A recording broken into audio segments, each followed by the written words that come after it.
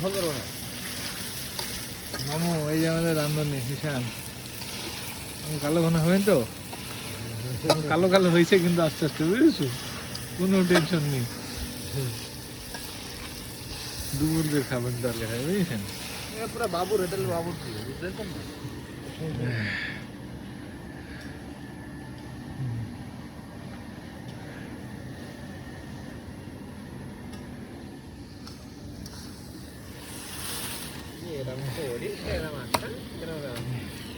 দই মিষ্টি গন্ধ দিল গাড়ির সাথে, দই মিষ্টি গন্ধ দিল গাড়ির সাথে,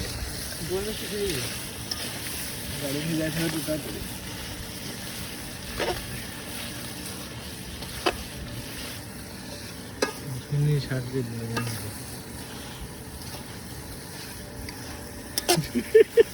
তিনজনে পিকনিক লোক শুনতে মায়ের আমাকে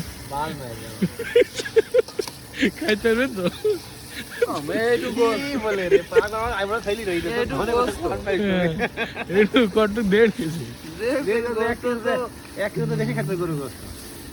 দেশে আসলে পাশে ওরা না আসলে আমরা ঘুরে ঝোল করবো না গো, কি রিনা বলো তো, ঝোল হবে না, ওরা আসলে হবে না, ভাত তো খাওয়া যাবে, ভাত না ভাত তো খেতে হবে, ঝোল দিয়ে তরকারি একটা